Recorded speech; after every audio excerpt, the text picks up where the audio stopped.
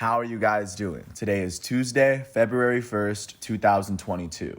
I'm James Sims, and for this episode of The Elite, I'm going to review the Elite matchups and performances that took place yesterday on Monday, January 31st, 2022. Before I get started, I'm going to take a step back and just take a quick look at where we are at the beginning of this 2022 calendar year as we enter the second month. Starting with college basketball, every team is entering the second half of its schedule. Taking a look at what's going on with the pros here in the States. In the NFL, there are only two teams left that are vying for the Super Bowl 56 title. However, the next football game that will be taking place in the NFL will be the Pro Bowl between the AFC and NFC. That will be on Sunday at 3 o'clock on February 6th. And then, of course, the basketball's in the second half of its season as well. Not to mention that soccer is as well, now that the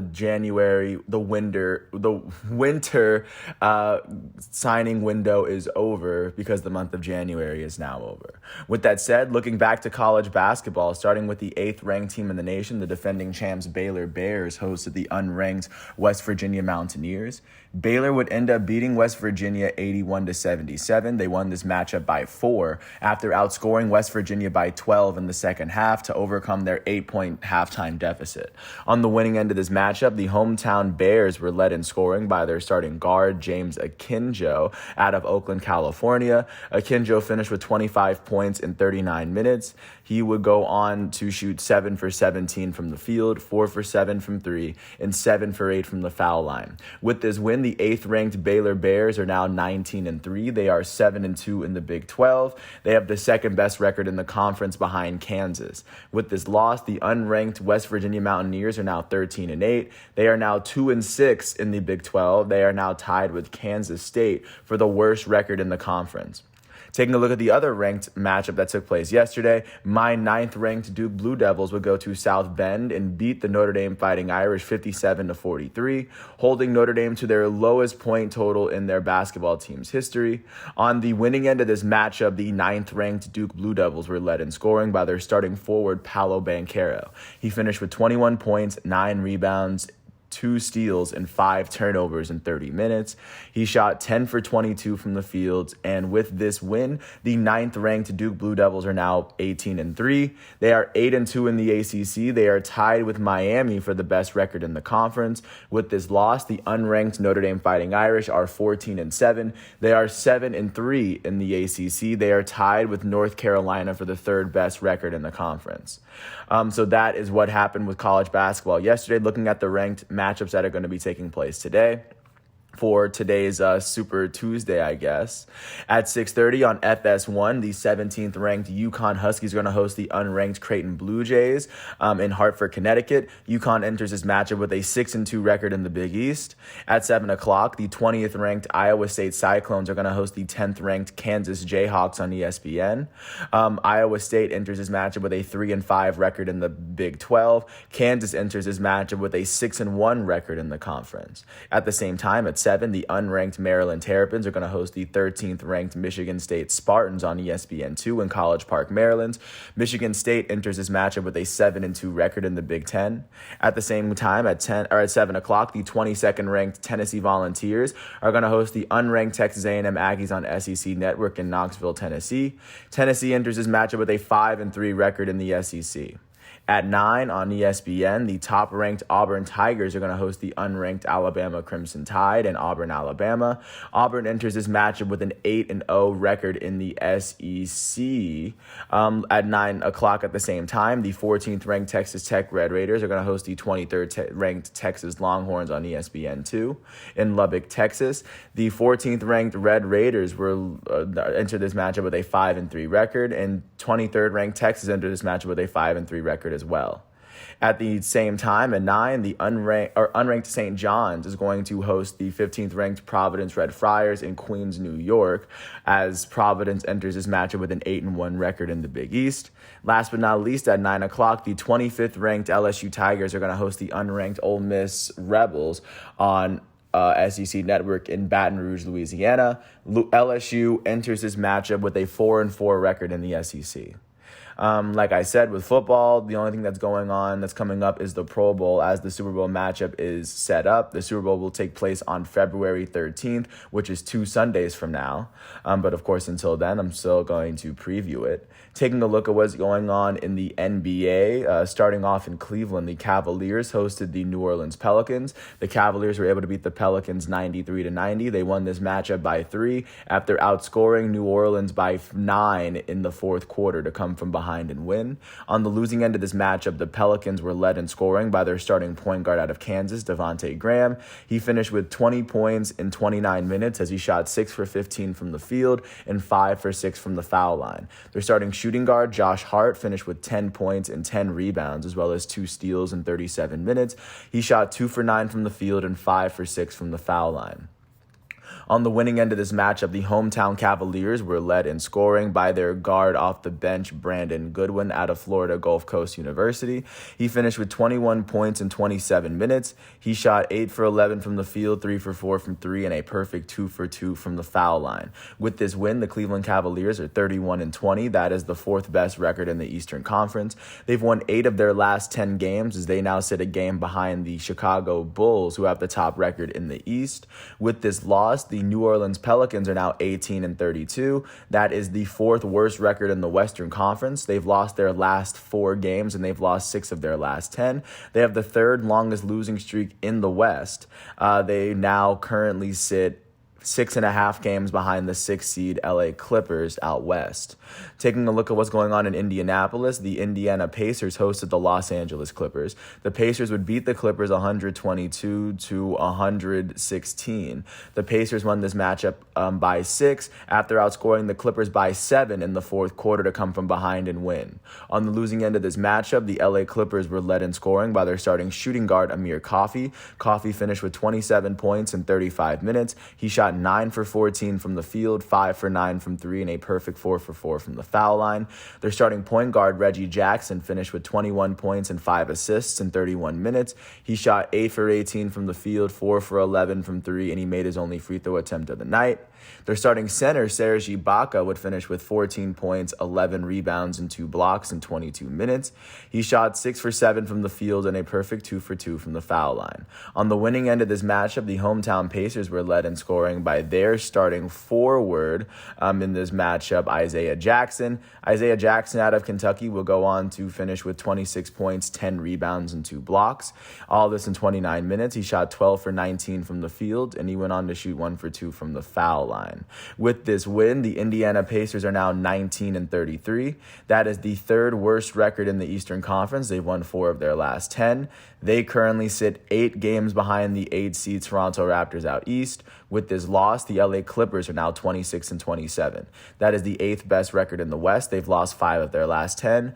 They now sit 16 games behind the Phoenix Suns, who currently sit on top of the West right now. Taking a look at what's going on in Philadelphia, the 76ers hosted the Memphis Grizzlies, and in a game that went to overtime, the Sixers would beat the Grizzlies 122-119 after they outscored the Grizzlies 11-8 in overtime. On the losing end of this matchup, the Grizzlies were led in scoring by their elite starting point guard, Ja Morant.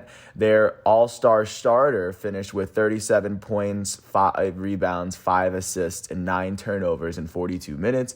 He shot 15 for 30 from the field and 7 for 10 from the foul line. Their starting shooting guard, Desmond Bane, finished with 34 points, 7 rebounds, and 3 steals in 39 minutes. He shot 12 for 21 from the field, 5 for 9 from 3, and a perfect 5 for 5 from the foul line.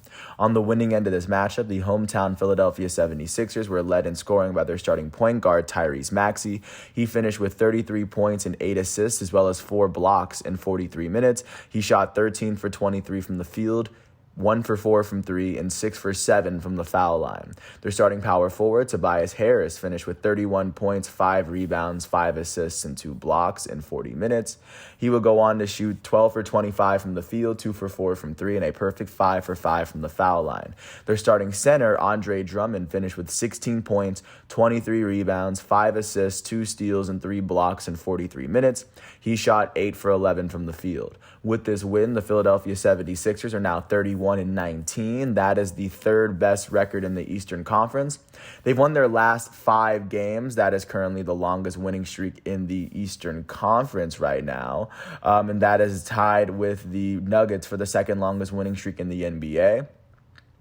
The 76ers have won 8 of their last 10 games, and they now sit half a game behind the Chicago Bulls, who sit on top of the Eastern Conference. With this loss, the Memphis Grizzlies are now 35-18. That is the third best record in the West. They've lost 4 of their last 10 games. They sit 7 games behind the first seed Phoenix Suns out west.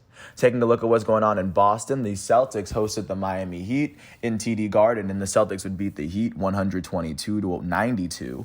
The Celtics won this matchup by 30 after outscoring the Heat by 15 in the third quarter, 21 for the second half. And not to mention they outscored the Heat by 13 in the first quarter to get it started. On the losing end of this matchup, the Miami Heat were led in scoring by their starting shooting guard Max Strus. He finished with 27 points in 41 minutes. He shot 9 for 19 from the field. All of his made attempts were from 3. He shot 9 for 17 from 3. And then on the winning end of this matchup, the hometown Boston Celtics were led in scoring by their starting shooting guard. Their former All-Star Jaylen Brown finished with 29 points in 32 minutes, as well as 2 steals. He shot 11 for 19 from the field. He would shoot 4 for 4 from the foul line as well. Their elite starting small forward, Jason Tatum, finished with 20 points, 12 rebounds, and 5 assists in 31 minutes. He shot 7 for 15 from the field, 3 for 7 from 3, and he shot 3 for 5 from the foul line. On the winning end of this matchup, the Boston Celtics are now 27-25. That is the 9th best record in the Eastern Conference. They've won their last 2 games, and they've won 6 of their last 10. They now are sitting even with the 8 seed Toronto Raptors, as the Celtics have won 2 more and they've lost 2 more games than the Raptors. The Raptors only have a better win percentage than the Celtics right now. With this loss, the Miami Heat are now 32-19. That is the second best record in the Eastern Conference. They've lost their last 2 games and they've lost 4 of their last 10. The Miami Heat sit with 1 more win and 1 more loss than the Chicago Bulls, so they sit second, and they sit half a game ahead of the third seed Philadelphia 76ers for right now. Taking a look at what's going on in New York in Madison Square Garden, the Knicks hosted the Sacramento Kings. The New York Knicks would beat the Sacramento Kings 116-96. They won this matchup by 20 after they outscored the Sacramento Kings by 13 in the first half. On the losing end of this matchup, the Sacramento Kings were led in scoring by their starting point guard, Tyrese Halliburton. Halliburton finished with 21 points and 8 assists in 35 minutes. He shot 7 for 16 from the field, 2 for 5 from 3, and 5 for 6 from the foul line. On the winning end of this matchup, the hometown New York Knicks were led in scoring by their shooting guard off the bench, Alec Burks.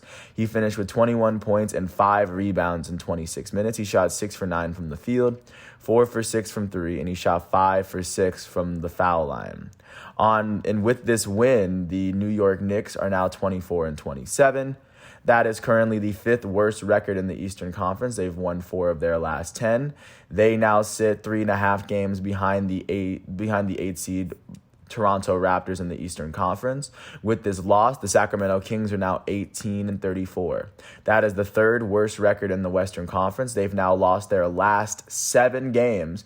That is the longest losing streak in the Western Conference and the longest losing streak in the NBA for that matter. The Kings have lost 8 of their last 10 games, and they now sit 7.5 games behind the 8 seed Los Angeles Clippers out west.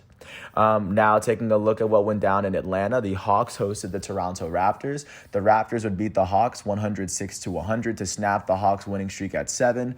The Raptors would win this matchup by 6 after outscoring the Hawks by 17 in the third quarter. On the losing end of this matchup, the hometown Hawks were led in scoring by their starting shooting guard, Kevin Huerter. Huerter finished with 26 points and 2 steals in 39 minutes. He shot 9 for 12 from the field, 5 for 6 from 3, and 3 for 4 from the foul line. On the winning end of this matchup, the Toronto Raptors were led in scoring by their starting shooting guard out of Duke, Gary Trent Jr. He finished with 31 points and 6 rebounds in 41 minutes. He shot 10 for 22 from the field, 9 for 15 from 3, and 2 for 4 from the foul line. Their starting power forward, Pascal Siakam, would finish with 25 points, 6 rebounds, 2 steals, and 2 blocks in 41 minutes. He shot 9 for 17 from the field, 1 for 2 from 3, and 6 for 8 from the foul line. Their starting shooting guard, Fred VanVleet, finished with 16 points, 6 rebounds, and 11 assists, all in 39 minutes, as he shot 6 for 20 from the field. He shot 4 for 10 from 3. With this win, the Toronto Raptors are now 25-23. That is the 8th best record in the Eastern Conference. They've won their last 2 games, and they've won 5 of their last 10. They sit 5.5 games behind the top seed Chicago Bulls out east. With this loss, the Atlanta Hawks are now 24-26. That is the 10th best record in the East. They've lost 3 of their last 10 games, and they now sit 7.5 games behind the top seed Bulls. They sit 2 games behind the 8 seed Toronto Raptors outside of the Eastern Conference playoff picture. Jumping over to Texas, the Houston Rockets hosted the Golden State Warriors. The Warriors would end up beating the Rockets 122-108. The Warriors won this matchup by 14 after they outscored the Rockets by 11 in the second quarter. On the losing end of this matchup, the hometown Houston Rockets were led in scoring by their starting center, Christian Wood. Wood finished with 24 points and 13 rebounds, as well as 2 steals and 6 turnovers in 34 minutes. He shot 8 for 16 from the field, 5 for 9 from 3, and 3 for 4 from the foul line. Their starting point guard, Kevin Porter Jr., would go on to finish with 17 points and 11 assists, as well as 5 turnovers in 33 minutes. He shot 6 for 13 from the field and 5 for 9 from 3. On the winning end of this matchup, the Golden State Warriors were led in scoring by their goated starting shooting guard and the NBA's all-time leader in three-pointers made, Stephen Curry. He finished with 40 points, 5 rebounds, and 9 assists in 38 minutes. He shot 13 for 23 from the field, 7 for 14 from 3, and 7 for 8 from the foul line. Their starting small forward and all-star starter, Andrew Wiggins, finished with 23 points, 5 rebounds, 2 steals, 2 blocks, as well as 3 assists in 34 minutes. He shot 8 for 14 from the field, 3 for 6 from 3, and a perfect 4 for 4 from the foul line. Their elite starting shooting guard, Klay Thompson, finished with 14 points, 3 rebounds, and 3 assists in 26 minutes. He shot 6 for 15 from the field, 1 for 8 from 3, and he made his only free throw attempt on the night. With this win, the Golden State Warriors are now 38-13. That is the second best record in the Western Conference. They've won their last 6 games, and they've won 8 of their last 10. They now sit 3 games behind the Western Conference leading Phoenix Suns for right now. With this loss, the Houston Rockets are now 14-36. That is the worst record in the Western Conference. They've lost their last 4 games, and they've lost 7 of their last 10. They currently sit 10.5 games behind the 8 seed LA Clippers in the Western Conference. Just to get a sense of how far out they are outside of the playoff picture. They're the only team that's a double-digit amount of games behind the 8 seed. Taking a look at what's going on in Oklahoma City, just one state north, the Thunder hosted the Portland Trailblazers. The Oklahoma City Thunder would beat the Portland Trailblazers 98-81. They won this matchup by 17 after outscoring the Trailblazers by 12 in the third quarter and by 13 in the fourth, by a combined 25 in the second half to overcome their 8-point deficit at the half. On the losing end of this matchup, the Portland Trailblazers were led in scoring by their starting shooting guard, CJ McCollum. McCollum finished with 21 points and 7 assists in 39 minutes. He shot 10 for 17 from the field. On the home side of this matchup, on the winning end, the Oklahoma City Thunder were led in scoring by their starting small forward out of Arizona State, Luguentz Dort. He finished with 18 points, 6 rebounds, and 3 steals in 34 minutes. He shot 6 for 16 from the field and a perfect 4 for 4 from the foul line. Their starting shooting guard and their rookie, Josh Giddey, finished with 14 points and 12 rebounds in 33 minutes. He shot 5 for 12 from the field and a perfect 4 for 4 from the foul line. With this win, the Oklahoma City Thunder are now 15-34. That is the second worst record in the Western Conference. They've won 2 of their last 10 games, and at the moment, they sit 9 games behind the 8 seed LA Clippers out west. With this loss, the Portland Trailblazers are now 21-30. That is the 10th best record in the Western Conference. They've lost their last 2 games, and they've lost 5 of their last 10. They sit 4 games behind the 8 seed LA Clippers out west.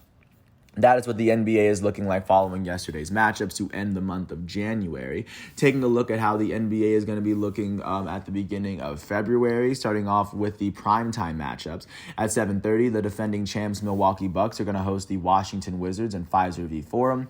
The Bucks enter this matchup with the 5th best record in the East. The Wizards hold the 4th worst record in the East, and the Wizards are currently on a 5-game losing streak. Taking a look at the other game that's going to be on primetime at TNT, the Phoenix Suns, who hold the best record in the NBA and are still the only team that still has a single-digit amount of losses, are going to host the Brooklyn Nets on TNT. The Brooklyn Nets hold the 6th best record in the East, as this is a must-win. The Nets are on a 4-game losing streak, as I believe Kyrie Irving should be active for this game. That's what the NBA looks like. Taking a look at what went down in the world of soccer, the only big matchup yesterday was a French Coupe de France round of 16 between them and Nice, who right now is the 2nd best team in Ligue 1. After the game ended up 0-0 and went straight to penalty kicks, and then Nice would advance after beating PSG 6-5 on penalties. That would advance Nice to the round of 8, and this will mean that the champion this tournament will not have a repeat champion, as PSG won that tournament last season. Taking a look at what's going on today, looking at the World Cup qualifiers that are going on around outside of the Lyon-Marseille matchup in Ligue 1. In Asia, Japan's going to face off against Saudi Arabia. Looking at where Japan sits, they sit 2nd in their World Cup qualifying standings, right behind Saudi Arabia. So this is a big matchup for them. Taking a look at what's going on at 9, South Korea is going to face off against Syria, as they're led by Han Sung-min. South Korea now sits 2nd in their table, as a win would do a lot of good for them there.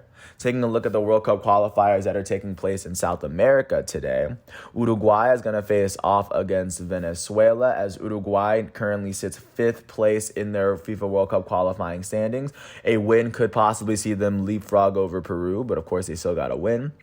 Argentina is going to face off against Colombia at 6:30. Argentina is currently sitting 2nd in the World Cup qualifying standings, as Colombia sits 6th. Taking a look at what's going on at 7:30, Brazil is going to host Paraguay. Brazil has the top standing in these standings at the moment, as Paraguay is 2nd from the bottom. And that's everything that I've got for you today, as we are done with everything from January, and as we navigate through the world of sports one day at a time. Once all of today's matchups and exhibitions are done, I'm going to come back tomorrow on Wednesday, February 2nd, for another episode of The Elite. And until then, I want to thank everyone once again for listening. I hope all is well, and I will catch you. I'll catch you with more tomorrow. I want to thank the ESPN, NCAA, NFL, NBA, and FIFA websites for giving me all the facts and figures that I needed for this episode. I do hope all is well, and I'll catch you with more tomorrow. Thanks for listening to this piece, and peace out.